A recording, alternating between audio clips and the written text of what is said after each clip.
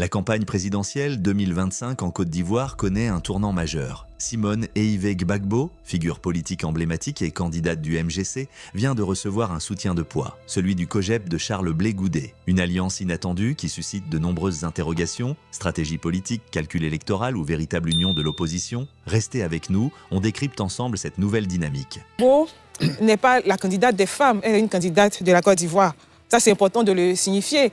Les questions des droits des femmes, c'est très important de voir les propositions des différents candidats, justement, sur la question des droits des femmes. Mais c'est important aussi d'entendre le discours politique de Simone Gbagbo sur des questions géostratégiques. On l'attend aussi sur ces questions-là, puisqu'elle se présente comme... elle parle beaucoup de souveraineté. On parlait de la question de la souveraineté qui sera dans la campagne. Hein. Quand on regarde les questions aujourd'hui des brises avec Awa Dombelo, on en parlait, mais également la géopolitique mondiale aujourd'hui, avec les blocs qui se reconstituent. Donc, forcément, cela aura des incidences sur le comportement politique dans nos différents États. Cela dit, Simone Gbagbo n'est pas une novice en politique. Hein. C'est une femme engagée. Elle est même membre cofondatrice du FPI, hein, qui est devenue aujourd'hui, elle est partie aujourd'hui pour créer MGC, une résilience politique qu'on a pu constater également. Et Simone Gbagbo est dans ses grands jours en ce moment.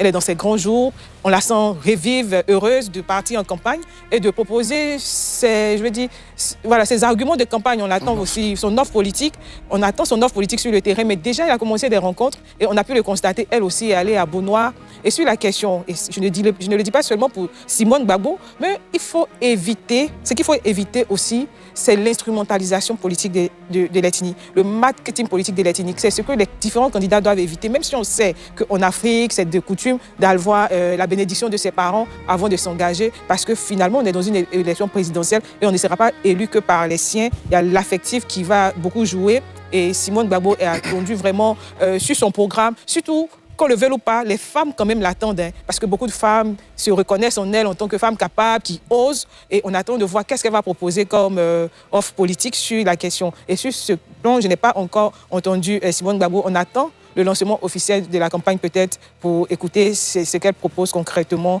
pour le Côte d'Ivoire, pour les jeunes, les femmes, pour l'inclusion, mais aussi pour le positionnement, parce qu'il faut se projeter aussi en fonction de l'adversaire en face. Alassane Ouattara dit qu'il est candidat pour des questions sécuritaires et des questions économiques. Donc, en face, quel état des lieux vous faites de sa gestion sécuritaire et économique? Qu'est-ce que vous faites comme contre-proposition? Et au-delà de toutes ces autres questions, on les attend vraiment. Très bien, Guillaume. Oui, avant de parler de Mme Simone Ehiveh, épouse Gbagbo, je vais répondre un peu, pas répondre, mais Yacine est revenu sur le choix fait par le candidat d'aller chez eux avoir l'onction de leurs parents. Je crois que c'est une démarche plutôt culturelle. Et il ne faut pas voir cela comme une instrumentalisation de l'ethnie. Non, nous sommes en Côte d'Ivoire et en Afrique. Chez nous, on dit que l'oiseau, pour s'envoler, prend appui sur le sol. C'est ça. Vous ne pouvez pas aller à la rencontre de toute la Côte d'Ivoire si, comme cela se fait dans nos us et coutumes, vous n'obtenez pas, entre guillemets, la permission de ceux qui sont les vôtres. Ça, c'est ça. Au-delà, l'aspect ethnique. Donc ça, c'est valable pour M. Dombelo, pour Mme Simone Ehiveh Gbagbo, pour Lagou, je n'ai pas encore vu Bion, mais c'est ça. Alors, parce que oui, M. Bion aussi, elle est à Dabakala, c'est de coutume. Oui, et on est tous d'accord, seulement qu'il ne faut pas aller vers le marketing politique de l'ethnie. Bon, okay. Voilà, faut pas dévier. Il ne faut pas voir ça. Il ne faut pas dévier. S'il vous plaît, ne parlez pas ensemble, s'il Il vous ne faut plaît. pas voir ça de cet angle. Ceci dit, dans ce même pays, on a aussi des discours politiques. Il faut rappeler que Mme Gbagbo, quand elle a commencé à militer, elle n'a pas été candidate à Beaunois. Elle aurait pu être candidate à Beaunois en 90, en 95, en 96. Mais c'est plutôt à Bobo qu'elle s'est fait élire en 95, 96. Donc, on ne peut pas l'accuser aujourd'hui d'être... Et personne ne l'accuse. S'il vous plaît, messieurs, dames. Non, personne ne l'accuse. Ça semblait féliciter. Si vous ne l'accusez pas, c'est tant mieux. Ceci dit, je pense qu'elle peut se réjouir du choix fait par le COJEP. Parce que ce n'est pas rien. Je pense que dans cette période-là, le fait que le COJEP ait porté son choix sur Mme Simone Ehiveh, épouse Gbagbo, c'est un choix logique, mais en même temps, c'est une reconnaissance de l'engagement de cette dame qui, à un moment donné, a été noircie.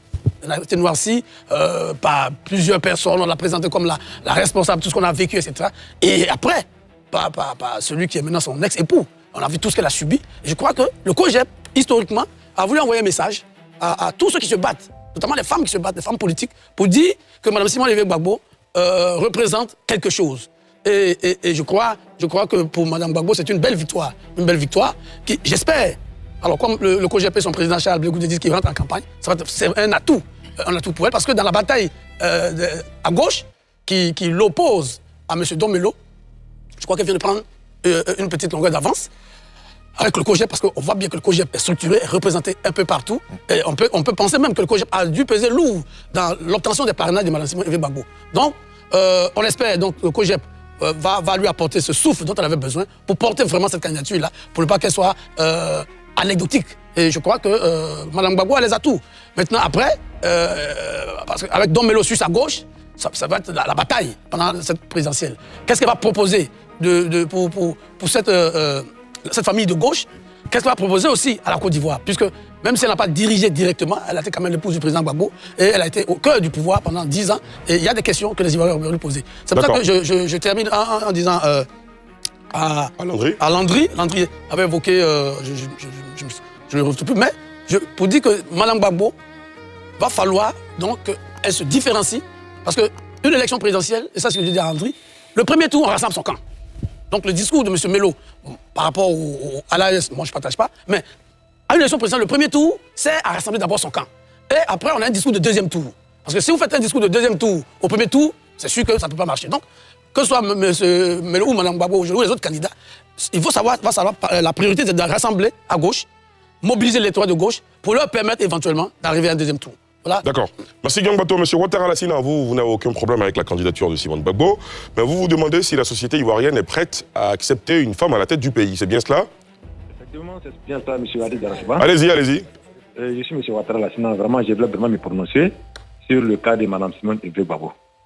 Concernant Mme Simone Evé Gbagbo, en Côte d'Ivoire aujourd'hui, vu la position de la Côte d'Ivoire aujourd'hui par rapport à notre position, j'ai bien peur que nous ayons comme Mme Simone Gbagbo comme président de la Côte d'Ivoire.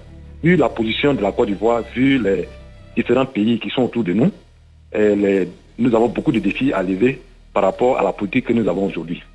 Et ce que j'aimerais dire, nous avons des opposants qui sont beaucoup basés dans le sud et non pas dans le nord.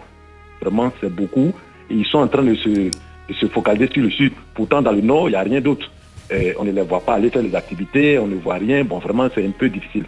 Nous qui sommes dans le nord, on ne sait pas si on a des opposants en Côte d'Ivoire.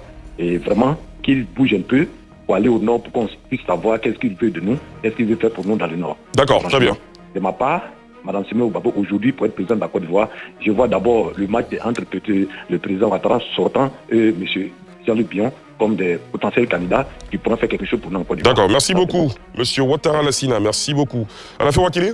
Bon, je dis qu'il y a eu suspense, mais le suspense a pris fin, il n'y a pas eu de surprise. On attend maintenant la suite quand Blé Goudé soutient Simone Gbagbo.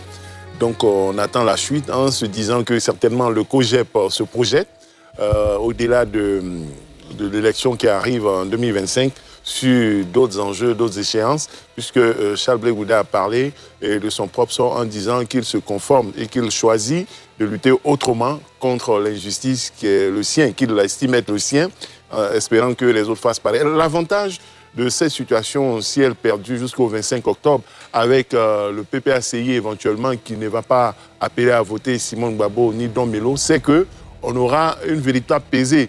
Tout ce qu'ils obtiendront, leur défaite comme leur victoire, leur mauvais ou bon résultat, sera le fruit de leur équation personnelle et de l'engagement, du dynamisme de Blé Goudé. Si Simone Gbagbo a 100 000 voix, 500 000 voix, Blé Goudé va dire qu'il y a contribué et ils diront voici ce que nous pesons sans le PPACI. Peut-être que le PPACI peut revendiquer plus, mais eux, sans le PPACI, voici ce qu'ils pèsent.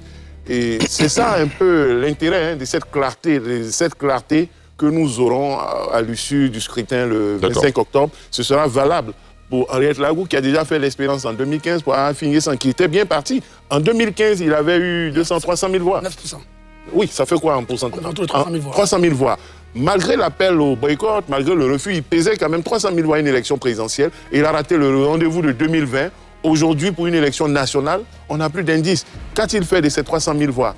Comment n'a-t-il pas pu capitaliser cela aujourd'hui pour ses parrainages au-delà d'aller se plaindre à la police, à la justice? Oui, il y a des questions à poser. Qu'a-t-il fait pour maintenir ce pourcentage dont on se moquait, mais qui est valable quand même? C'est pas lui qui pesait. C'est-à-dire le FPI avait dit à l'époque, le camp Gbagbo avait dit n'allez pas aux élections, il n'y a eu aucune consigne pour lui, mais il avait réussi à avoir ces suffrages-là. Qu'en a-t-il fait? Et 2020, il a raté le rendez-vous. Aujourd'hui, il n'est pas présent. Pourtant, c'est quand même important, je pense, en Côte d'Ivoire, d'avoir 300 000 électeurs sur son nom. Et je crois que c'est un des scores que le président Mablé avait eu en 2010 qui lui a permis de peser. Et depuis lors. Voilà. On avait 2%. Oui. Non, mais en termes par rapport. Hein, par rapport au taux de participation, il avait atteint ce suffrage-là en termes électoraux. D'accord, très bien. C'est ce que je voulais signaler. Merci, donc, on dit depuis là, il n'a pas eu d'autres opportunités, mais c'est un élément qui est important que nous allons observer au soir du 25 octobre. Oui, bien sûr, ne vous inquiétez pas. Dès lors, vous êtes déjà intervenu, mais je reviendrai à vous permettre aux autres d'intervenir déjà. Landry Couillot? Ce n'est pas Charles Blé Goudé qui soutient Simone et Yves épouse Gbagbo, c'est le COJEP. C'est important de souligner parce que ce n'est pas une instruction du chef.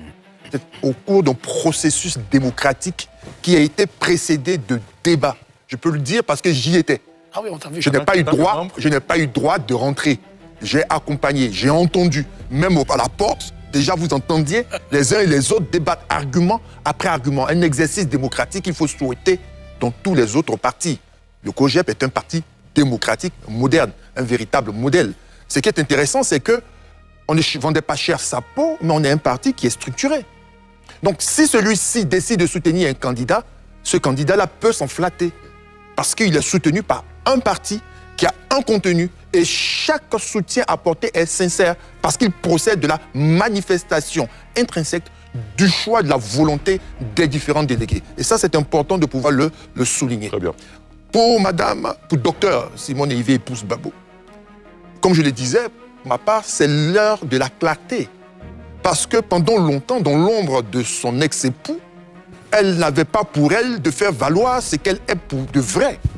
Aujourd'hui, la vérité des urnes lui permettra de voir et de faire savoir aux Ivoiriens et aux autres ce qu'elle est, ce qu'elle vaut politiquement parlant. Déjà, pour avoir été qualifiée pour être candidate, c'est une victoire. Pour avoir le soutien du COJEP à l'issue d'un processus démocratique, c'est encore une autre victoire. Face à qui? À Ouad Donmelo, ce n'est pas rien du tout. Maintenant, elle va se confronter à quelqu'un qui s'appelle le docteur Alassane Ouattara, qui a pour vertu de respecter l'adversaire. Quel que soit l'adversaire, il va te respecter et utiliser les moyens dont il dispose afin de pouvoir compétir. L'on verra de quoi est-ce qu'elle est capable en termes d'offres, en termes de capacité de mobilisation, mais comme je le dis toujours, ce n'est pas la foule qui élit, ce sont les électeurs qui vous élisent. Le soutien du COJEP à Simone Gbagbo redessine les équilibres de la présidentielle 2025. Reste à savoir si cette alliance sera décisive dans la bataille électorale à venir. Et vous, pensez-vous que ce rapprochement change réellement les choses? Laissez votre avis en commentaire et abonnez-vous pour ne rien manquer.